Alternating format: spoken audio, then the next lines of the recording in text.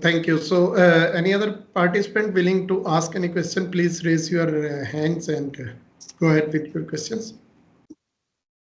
Uh, okay, can I intervene? My name is Manzoor. I'm having problem with raising my hand. Maybe I can see Sir, where it's. Our honor, please. Okay. Well, thank you very much. I'm sorry I was a little bit late, but the discussion that I've followed so far, let me comment on that. First, I think, maybe 30, 40 years ago, there was a very strong concept of developing versus developed.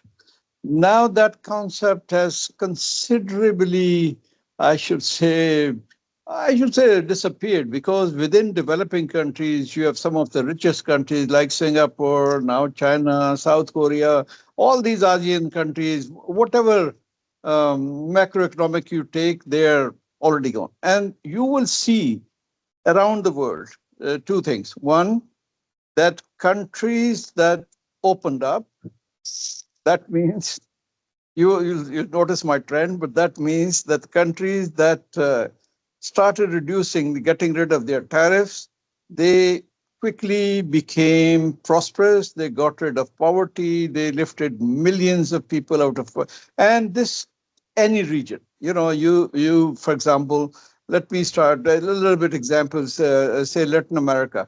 There were these two neighbors, Chile and Argentina. And Argentina was one of the richest countries at the time. It was equal to Australia and Canada, and it was considered as one of the top countries.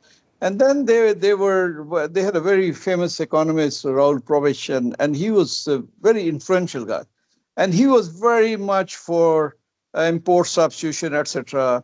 And slowly, Argentina is still stuck there. Now this president trying to change, but in the process, they started becoming poor and poor and poor, and now they are like Pakistan. They are number one and number two on the list of borrowers from the IMF. Then you come to the Asia. You see only perhaps Myanmar, North Korea, and perhaps to a certain degree Pakistan. They they didn't engage in international trade. They kept high tariffs, etc. Pakistan, for a while, they were the first 40 years or so, when other countries were also protected, Pakistan was relatively more open. So Pakistan was doing all right. And then in the 90s, we considerably reduced tariffs, and from 95, we doubled our exports in 5 years. Then in 2001 to 2007, we again doubled our exports. But then 2008 came, that financial crisis, fuel crisis, etc. And there was some backlash against this opening up. And they put all these tariffs, regulatory duties. And from 2014, they put all these additional custom duties. And there was a video circulating, I think you might have seen, all of you would have seen it, how Pakistan versus India and their per capita income, etc. And mostly, except maybe in the 70s when we nationalized our industry, and maybe in the 80s, we for a while, we kept increasing tariffs. Otherwise, we were, in terms of per capita, etc., were ahead of them till 2008. But then we lost out. And and from 2014, we even started losing out against Bangladesh, and per capita, we have been stuck at 1,400, and those countries have doubled their per capita income. So personally, I think that there is no way except for going towards opening up the economy. And also, I hear some people say that, yes, but it brings inequality. But if you look at these countries, for example, Vietnam, poverty rates before they started opening up was about 80%, and now it's 0%. So that means that it brought more equality. Obviously, there'll be some people who will become richer than others, but because everybody is now, consumers are better off, so it brought more equality. Now, there was one other point which was being discussed, was about Trump's tariffs. Yes, I think, and what we should do. I mean, I'm on that committee for Trump's tariffs, and we are handling it through, I should say, three aspects.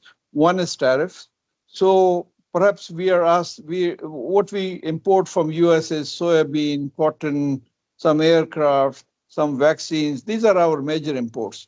So we are kind of offering US, okay, you can have it at zero, but since we cannot give you unless we have an FTA, we cannot give you bilaterally. So we are going to reduce these items of your export interest to zero. That's the tariff things.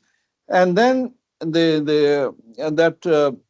when Trump was declaring those tariffs, he also said that there's a big list of non-tariff barriers they have noticed around various countries, and for Pakistan also they pointed out many.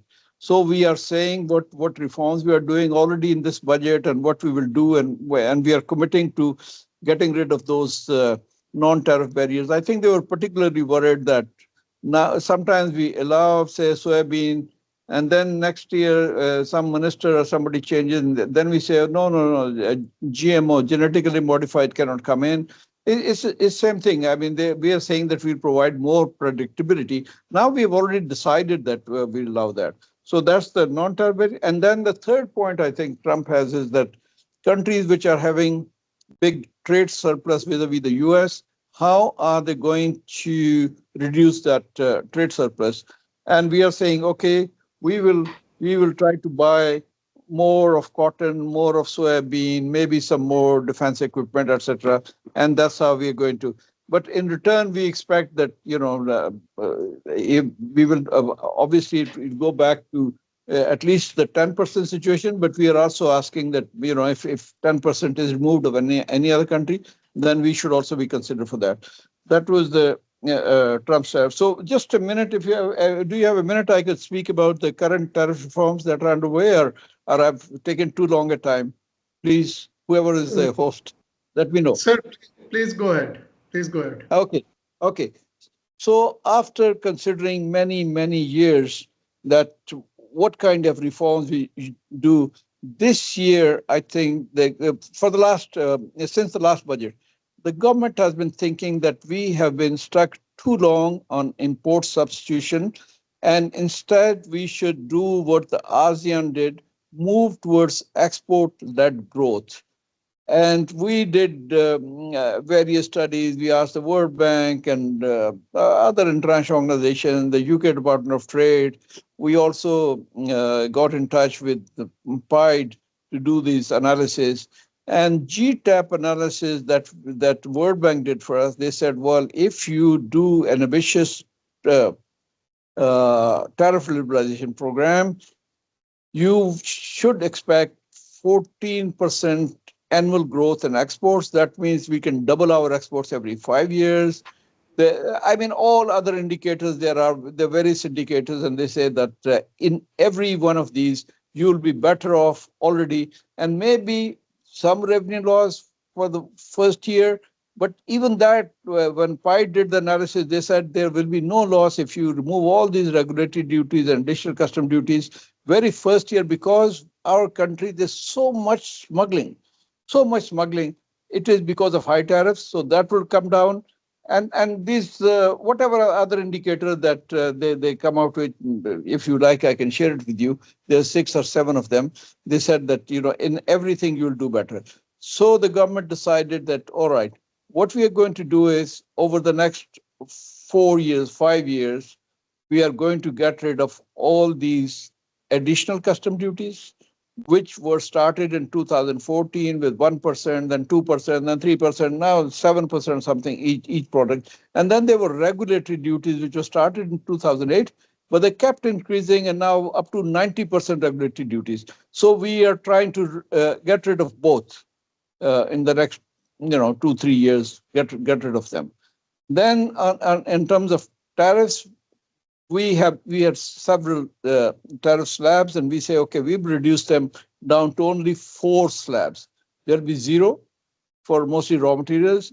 Similarly, for 5%, if some semi-processed, 10%, and the final rate will be 15%, and there will be no exceptions whatsoever. So this is the yes. And one other big reform plan is that currently, we have a lot of exemptions, and if you see that we collect 1,100 billion rupees from customs tariff, so about 450, 500 billion go in exemptions. So we are getting rid of those exemptions, and and bring that what we call Schedule 5, I think, and we'll bring all those tariffs. We make it transparent, bring it in the main tariff. So the import duty does not depend on who it is importing, but for everybody it will be the same.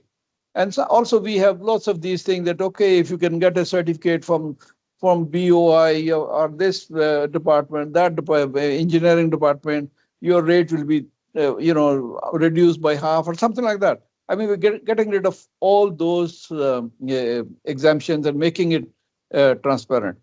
So that is what the plan is. But so far, I mean, in the last 2-3 days, even this morning, the whole day, we had this auto parts people. They come in, they said, if you reduce, our current tariffs are 35% duty, 10%, 15% regulatory duty, so much of 7% addition. This all comes to 87%. If you reduce it down to 15%, we'll all close.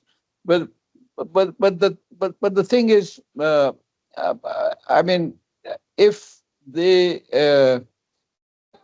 get rid of we feel that Pakistan's problem has been this what they call cascading tariff, and the World Bank said in the word cascaded tariff means that you have lower duty on the raw materials, intermediate and higher duties on the finished product. And the World Bank study said that the top cascading countries are, number 1 is Egypt, number 2 is Pakistan, number 3 is Iran, I think, and then Argentina or something. These are the countries which are very poor performer in terms of exports. And they say that because of this cascaded structure, your manufacturers only focus on domestic market, and they don't want to export, because in the domestic market, due to high protection, their profit margins are in excess of 40%. But in international market, they have to compete at 5 to 10% tariffs. I mean, international market, there's no tariff, so you have to compete.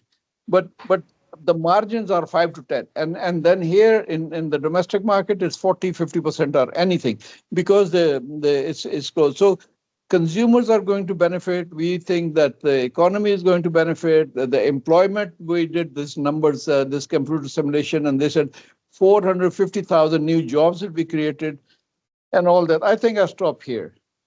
Thank you. Thank you. Dr. Waqar, please. Thank you so much, Manzoor Saab. I mean, this was a talk for students, and a nice surprise to see you here. I think we interact on some of the groups. So the first part was exactly what you are echoing. I was saying there was a first question that I was telling them the welfare gains that all the countries can have, including Pakistan. So right is spot on. I mean, everyone knows that there are huge benefits apart from certain lobbies or certain group of individuals who want more protection. And really, thank you. And thank you so much for giving us details about the initiatives. I just a couple of comments on there, 2, 3 maybe. So one is, I mean, this is really good. So if we are bringing our house in order, so at margin, we will really benefit, not only just in terms of consumer welfare, but also producing or maybe increasing our exports also. So exports I do see would increase because of 2 primary big channels that we are talking about. Your cost of the intermediate goods is going to go down. That is going to affect, and cascading is also in some sectors is very visible. I recall their discussions with Gonzalo some time back when they were doing this study. So that is going to happen. Now, where I would really deviate is that these kind of things, they really work on margin. That's what we know. So when the firms are indifferent really between offering in international market or in the domestic market, these kind of policies will really show an impact. And I do agree there will be some impact, maybe 14% or less than 14% growth in exports. We do see some some merit in that argument. But where we I think would deviate is that the underlying problems for our export sectors are way more structural than this, and unless we take care of those, I think just the tariff policies or openness is not going to do much. And those structural changes are really, really important. I mean, one simple example, one of my recent research that I've been doing is that you think about just the standards or the quality controls in Pakistan, for example.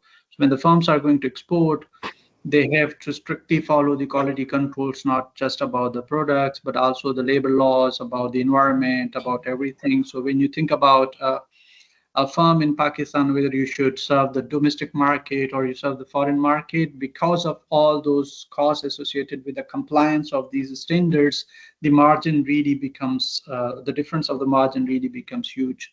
So those kind of things that are with us are really the big problem, which primarily is that we don't have standards, domestic standards, which also means that a lot of Chinese dumping and the dumping from many other countries also because we don't maintain our standards. At the same time, the domestic markets structure, let's say the subsidies or indirect subsidies or the tax policies, they benefit investment in certain sectors, and there are quite a few studies that people have reported there as well. So I think those are the things that we should start thinking about, that how are we going to offer or enter into the markets that are more competitive, where we can earn more.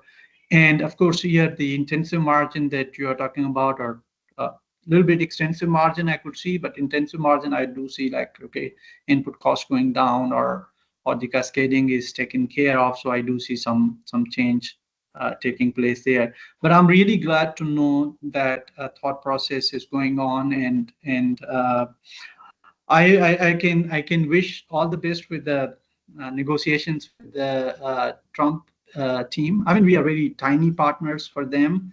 We don't export that much, just like we're talking about very few $1 billion for them. So hopefully they will be able to give us concession that we are looking for. The only concern, of course, would be what if really the negotiations are like we are seeing with maybe with the UK. How much is Chinese content in just other products? Those kind of things might complicate. But thank you so much for your input and joining us.